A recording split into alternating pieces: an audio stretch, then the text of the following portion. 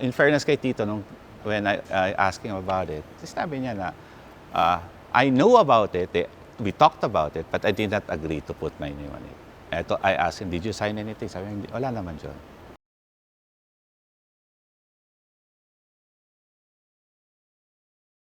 Yeah. Kasi mas gusto ko makipag-usap sa kanya sa labas para walang pressure din. Naawa din ako kasi siyempre nasa gitna nga siya. Tapos siyempre hindi naman ganun kabata si Tito Tony, marami na rin nararamdaman. Ako naawa, I mean, I have to understand also na dadamay ko palagi lahat si Tito Tony dito. I mean, di ba? So sir, yung Eat Bulaga sa tape pa rin? Yes. How about the team song? Alam mo, lahat yan, Eat Bulaga.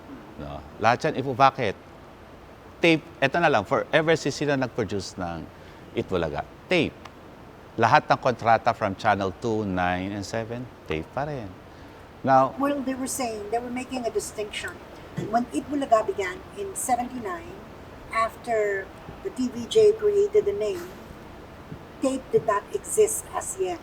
It was production specialist. Who owned production specialist? Yes, that's right. But you dissolved the company. Yes. They're just talking legal. They're saying that when you finally came about in 81, the name Eat Bulaga already existed. So, sabihin na natin, kasi iba, who owned, so sinasabi mo, yung specialist ang may nag-umpisa. Who owns specialist? Who produced specialist? It's the same person. Yeah, but corporate-wise, legally, that company was dissolved, so it no longer existed. Their argument is that when tape came in 81, the name already existed. Okay. So tape cannot possibly Well, bros, eto na.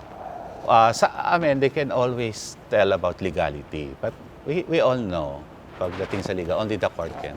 Basta kami, we will fight for our rights. Sa amin naman, I think it's common sense, no? I think you don't need to be a lawyer to understand this. They were being employed, so may talent fee and everything. In every company, whether it's creatives that you have come up with during the time of employment or the time you were getting paid for that, automatically, sa kumpanya yan. Ganito, to keep it... Give you an example. I was making a shoe, and I was being paid to make the shoe. I cannot just say that since I made it, akin yan. I own the rights to it. Obviously, the shoe wouldn't have been made if the factory or the company wasn't there in the first place. Going back to what you were saying, yes, I don't know. They're claiming within a certain period of time. But kung wala yung tape, paano mag-take off yung Eat Bulaga? Whatever claim it may be, it wouldn't have taken off if tape wasn't there to produce it. So, we produced a show na kung saan nagkontrata ang mga networks. So, within that period, from 44 years, anything creatively done within that period while you were being employed is the ownership of the company. So, talking about even the IPO, we can show records na nasa amin po yung IPO.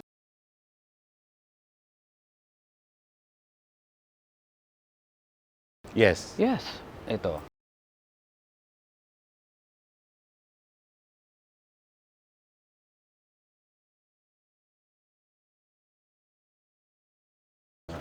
We have a list.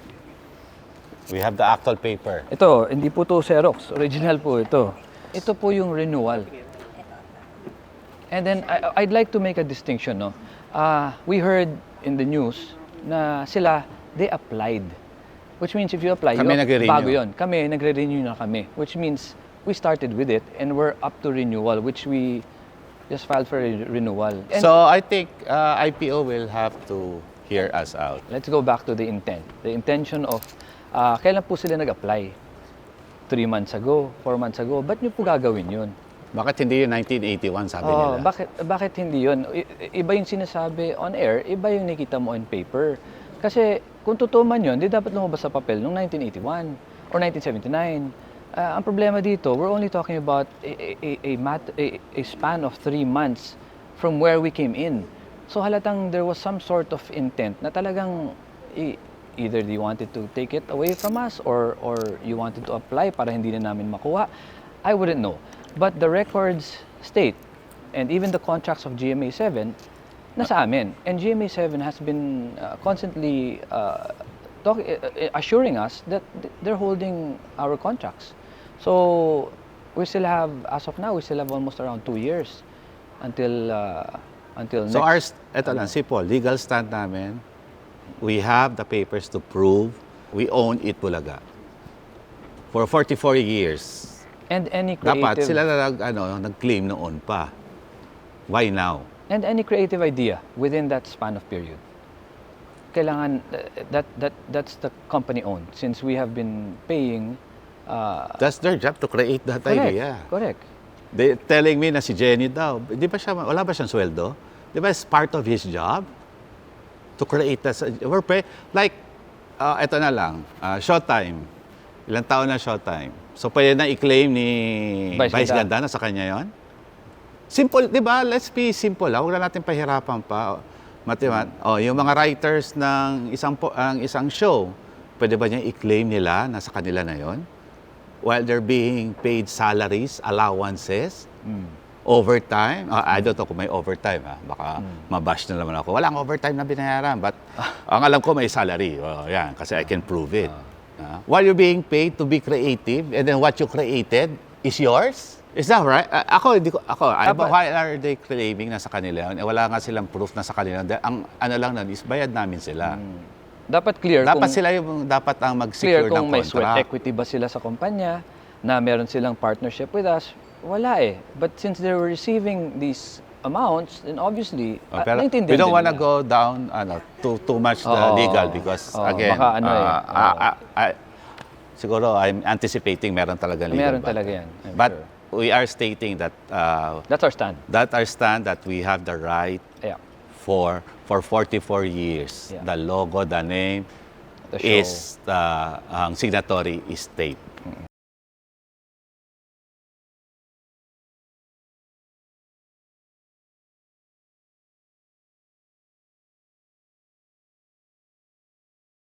Ito naman, any right mind or anyone who would be working would understand na kung nasabihan siya, he was promised how many years ago, umabot ng 44 years, ngayon mo pala nalaman or ngayon mo pala naisip kung you have some sort of share sa kumpanya.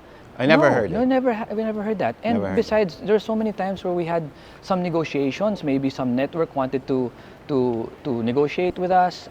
Very important to know who owns it. And Like every time na they're- magta-transfer kami ng ibang station, kaya nga po, during that time, di mo tinalang, ta-transfer tayo, sa pangako mo sa akin.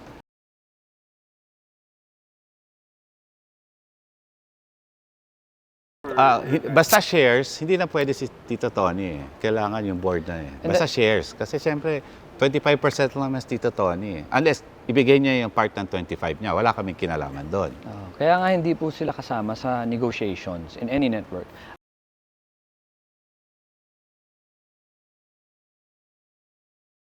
I'd want to disclose something, no. I was there personally. I heard it. I was part of the meeting. This happened way back. How many years ago? Maybe 10 years ago, 12 years ago. During the time of MVP. Yun yung sumisikat na yung TV5. And back then, Tito Vic and Joey and some maybe talents of Eat Bulaga was already nagsishow na rin sila doon. That was the parang prime yun ng TV5. Yung I think when MVP bought Channel 5, we had a lunch. No, we had the lunch, and I was there, me and my dad, MVP, and there was negotiations on the table, and it was negotiated na nandito na yung mga ibang talents mo. Can we invite Eat Bulaga to already move to Channel 5? So narinig namin yun. Siyempre, my dad was like, we were eating, having lunch. Tapos biglang sinabi niya, I'll offer you a certain amount. I cannot disclose. But it's a really good amount. In fact, unbelievable amount. Nagtingin na kami ni Dad.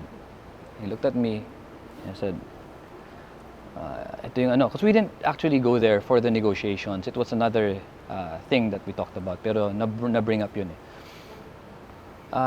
My dad goes, Boss, siguro naman you'll respect me more if I do this. Binalik niya po yung cheque or the ano. He brought it back and said na Alam niyo po, marunong kami tumingin ng utang na loob. At one point, we didn't have a house. Tinanggap po kami ng GMA7. We cannot turn our backs on any amount. No? So, I'm gonna have to decline this offer. So, thank you po. Thank you for, offering us this big amount, pero hindi po namin talaga magagawa yan. So, malaki po talagang utang na loob namin sa Channel 7, and that's why up to now, we thank Channel 7, the network, the Gozon family, for maybe not sticking with us, but understanding the situations we're in. Did GMA ever find out that you were made that offer? No. So We didn't now have- they know. Now they know, but Now we will know. Now they will know. yeah, it's fine. I don't think it's ano. How many figures? Just how many figures? Wag na lang. Bro. Wag na lang because So I it's can't I can't nine, I nine, can't si ma'am. Si Grabe. Mama Tita. Grabe po. Basta it's Basta a the really- offer was there, no matter how it's- big or yeah, small it's a it is. big enough we did amount not accept it for us because of to, our yeah. loyalty na one time na wala kaming bahay, ang nagbigay ng bahay sa hindi namin pwede layasan. Yeah. Ganon din naman ang feelings namin kay TVJ. Hindi naman namin pwede tanggalin ang mga kasama namin for 44 years. Due respect. Hanggang ngayon, kahit na umalis sila ng ganito, yes, saddened kami, but may respeto pa rin po ako sa kanila. I still treat them not as an enemy, as still as a family. At sana pag nakita-kita kami, na pwede nila isang tabi muna kung ano man legal ang away at maging tao lang And kami sa